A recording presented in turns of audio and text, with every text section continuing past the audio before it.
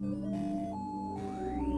was born in Japan to less than thrilled parents. They just didn't have high hopes for Pac-Man. Nobody had high hopes for Pac-Man. Yet the little yellow dot enchanted a nation. For the second time in history, the Japanese mint had to start making more 100-yen pieces. And the world. Pac-Man is part of a national phenomenon that had to happen when the TV set married the computer. His popularity caused worldwide havoc. There was an American reaction to it, and it was a big reaction, and it was a very angry reaction.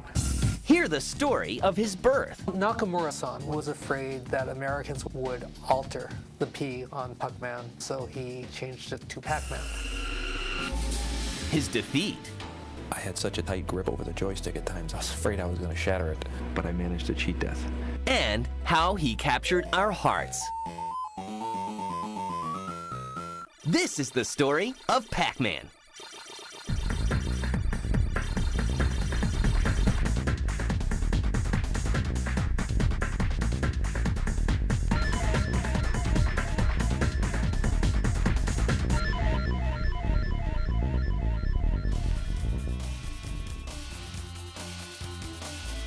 Back in the early 80s, every town would have a recreational center. There would be pinball games, pool tables, shuffleboard, air hockey, foosball, and then maybe a video game or two. And most people didn't bother to go to the recreation centers in their town until some of the more modern games started coming out. Video games have been out there since about 1972, but they really had no major impact on the public. But all that is about to change with the birth of Pong, a video game that paves the way for the golden age of arcades to officially begin.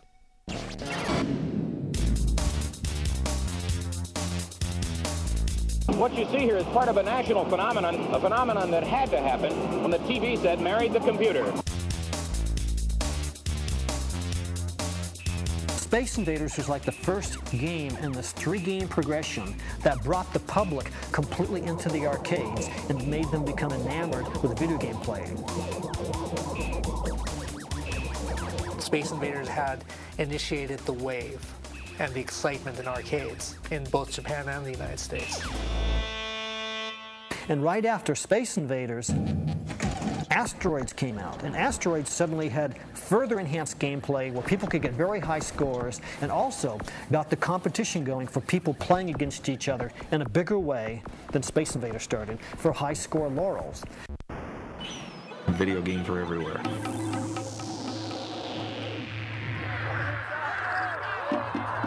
Everybody wanted to go, everybody wanted to play, everybody wanted to be the best. It starts with a quarter. By 1979, the American craze for video games is just beginning. They seem to have captured America's imagination and its pocket change as well. But on the other side of the world, a young Japanese game designer named Toru Iwatani is inventing something new, something that will change video games forever. Iwatani-san is a very interesting fellow. He came to Namco, he wanted to make video games, arcade games, based on pinball. He wanted to make a game that would appeal to women. He wanted to make a game that would be non-violent. And he wanted to make a game using the word tabaru, which was to eat. Namco's president likes the premise. Iwatani is assigned a team of 9 designers to help bring his vision to life. Bear in mind, back then, hardware was pretty limited. You could get shapes and colors, but they couldn't be very detailed. But he started the game, and one of the first things they ran into was, what does this character look like? When I interviewed Iwatani-san, he talked about going to a pizza parlor with his designers. They were eating a piece of pizza. Somebody pulled a slice out. And he looked down at the tray and there was Pac-Man staring at him. Fact or fiction? You make the call. After months of development and location testing, Pac-Man is ready for market. But he takes a back seat to a more conventional game. They made Pac-Man at the same time they made another game called Rally X. And And absolutely everybody at Namco loved Rally X. So then they took the games to a Tokyo Game Show, and everybody at the show loved Rally X. The main thing wasn't that people didn't like Pac-Man, they just didn't have high hopes for Pac-Man. Nobody had high hopes for Pac-Man. Despite the low hopes, Namco still finds an American distributor. They hooked up here with Midway Games. Midway was going to import both games. They took both games to an AMA show. Everyone loved Rally X still. Pac-Man was good. Rally X was the game of the show. And then they came out and, well, when's the last time you played Rally X?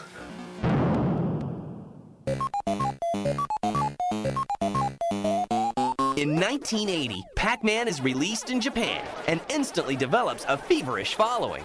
Pac-Man was a hit right off the bat. It was an immediate success in Japan. For the second time in history, the Japanese mint had to start making more 100 yen pieces because so many 100 yen pieces were sitting in the bellies of Pac-Man machines at that time.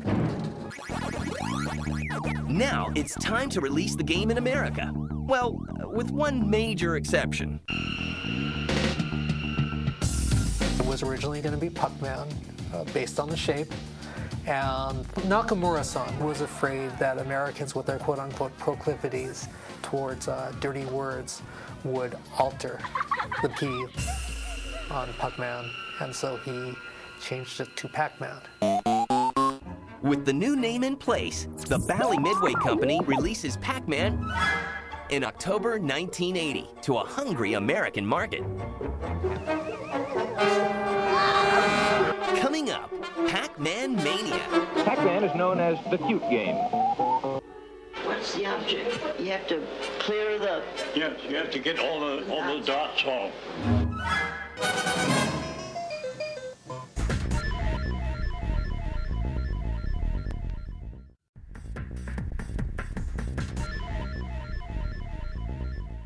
Yellow creature gobbles dots while being pursued through maze by monsters.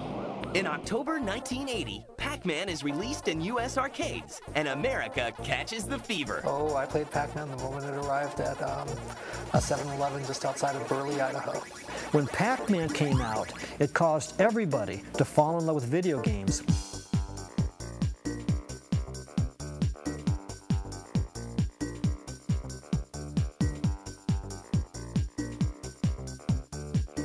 The biggest arcade game of all time, by a long shot, the biggest arcade game of all time. In the United States, it caught on.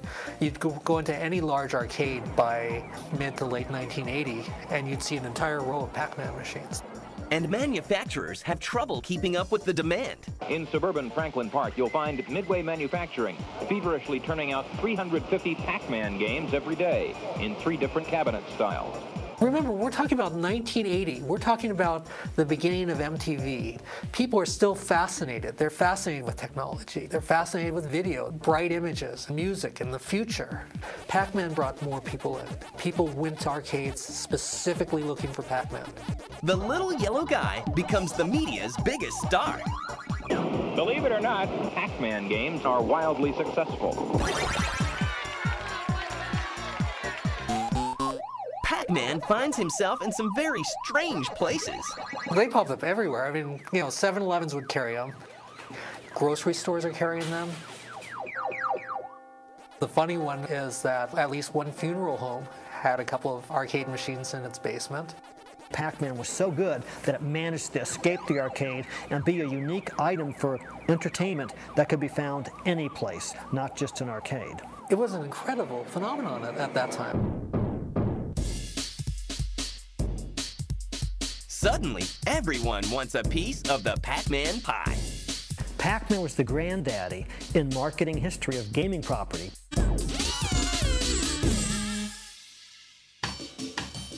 Pac-Man was the one that made it onto everybody's bed sheets, their pillowcases, their underwear.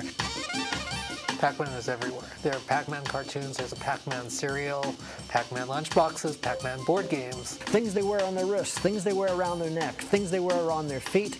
Pac-Man trash cans, Pac-Man toilet seat. Just anything you can imagine, Pac-Man is there. Pac-Man was really the beginning of all that for the video game industry. It's not unique anymore because everything seems to be doing that now, but they're just following the path that was trailblazed by Pac-Man 20-some years ago. Love for Pac-Man knows no boundaries. Women loved Pac-Man, and they came into the arcades to play it.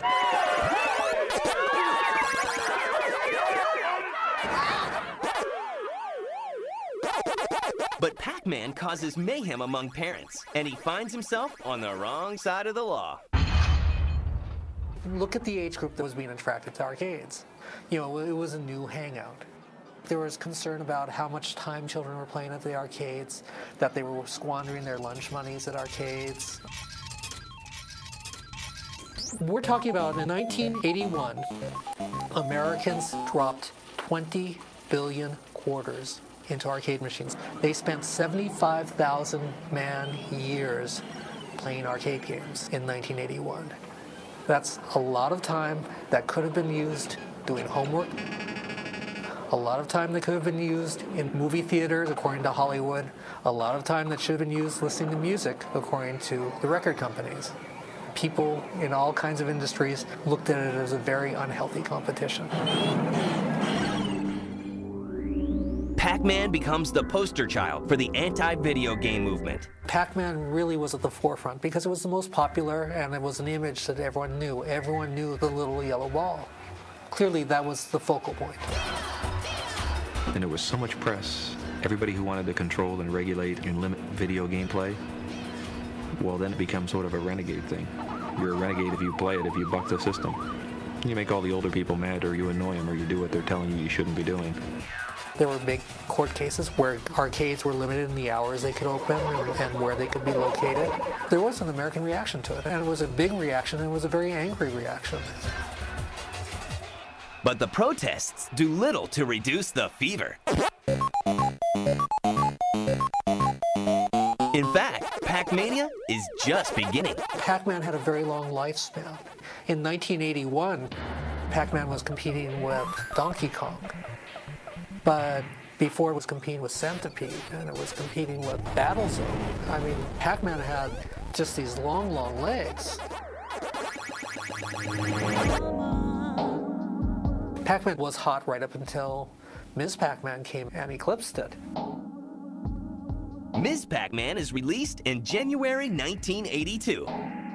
But the game is created by college students, not Toru Iwatani, the creator of Pac-Man. Ms. Pac-Man's a great story. Namco had nothing to do with the creation whatsoever. A team of MIT grad students developed an add-on board, which they attached to an existing Pac-Man board to enhance the game.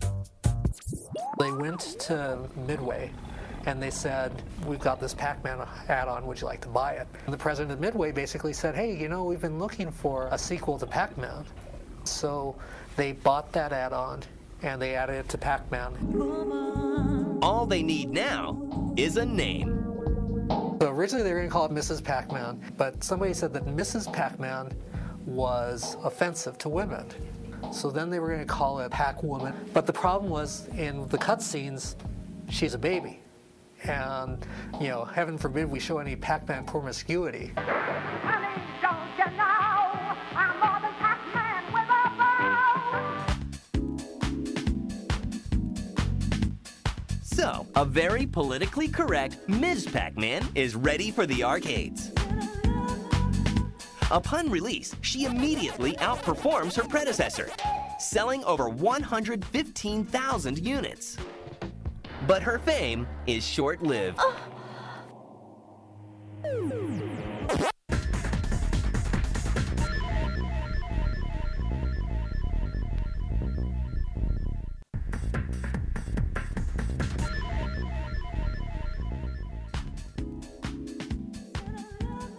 By mid-1982, the arcade craze fades as fast as it grew. Inevitably, there was a shakeout, and the number of arcades that were existing in America at that time, which numbered maybe about 20,000, which was a lot. It was an arcade in every town, essentially. Then it shook out so that there were only about 12,000 left, and then it shook out more, and there were only about 4,000 left. The Pac-Man family alone isn't enough to save the ailing arcade business. Games become unpopular when people get very good with them. You see, Pac-Man is one of the greatest games, and the reason it's one of the greatest games is because it's also one of the hardest games.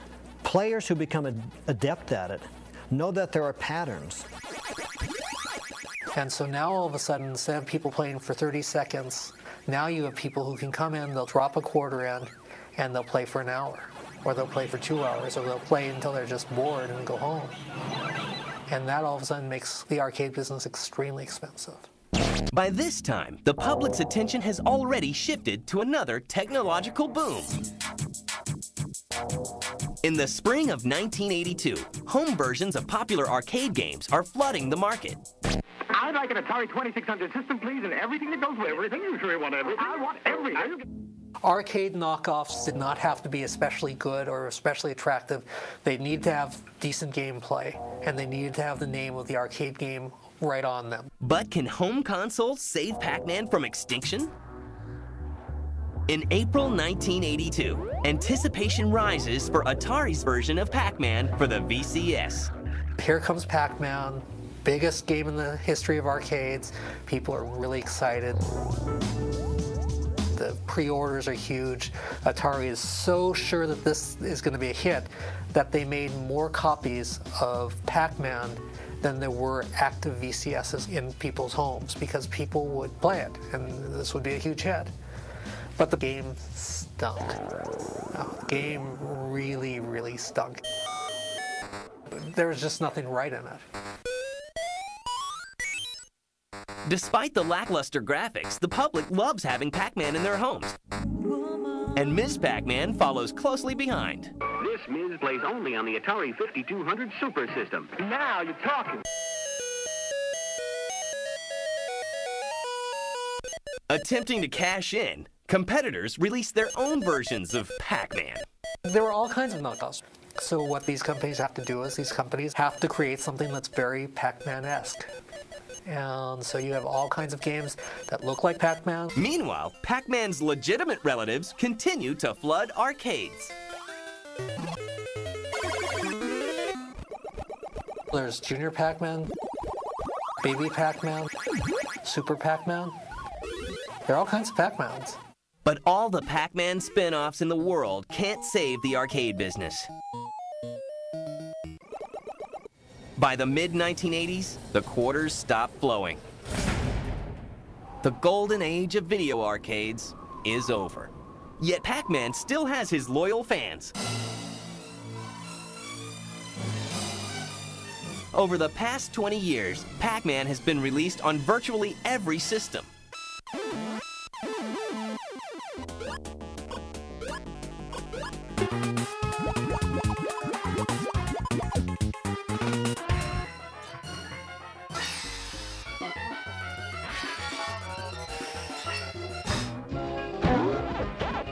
And the desire for high scores never wanes.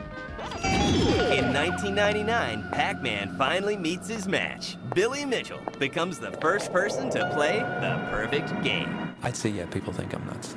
You have to be a little nutty to be this obsessive about something. On July 3rd, 1999, Mitchell, the president of a Florida hot sauce company, walks into New Hampshire's Fun Spot Arcade and slides a quarter into the Pac-Man machine.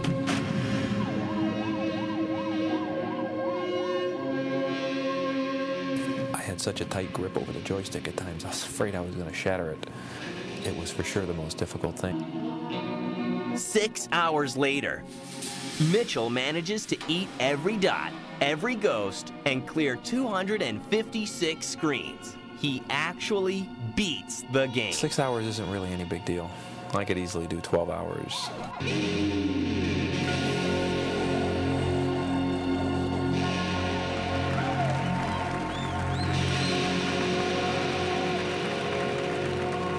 The record-breaking feat makes Mitchell somewhat of a celebrity. If I was looking for one to gain fame from, then I picked the right one. If I'm traveling someplace and if I'm traveling with Billy Mitchell, It's interesting to see the reaction that the public gives him. He has this unique persona, and people notice that, even when they don't know that he's Billy Mitchell, the world-famous Pac-Man player. Is he too old to be playing Pac-Man? Maybe. Am I too old to be doing what I do? Probably. For the young or the young at heart, Pac-Man is still evolving and still a blast to play.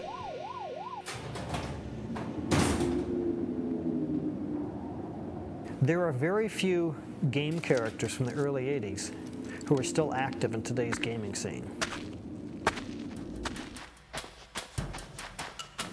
Pac-Man would be probably the main one.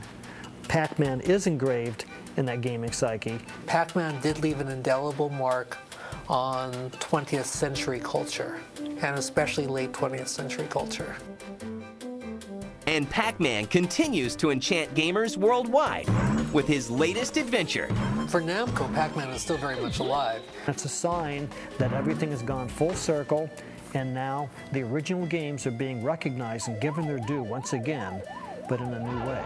There will always be the people who are going to think about Robotron 2084 or Defender or Donkey Kong.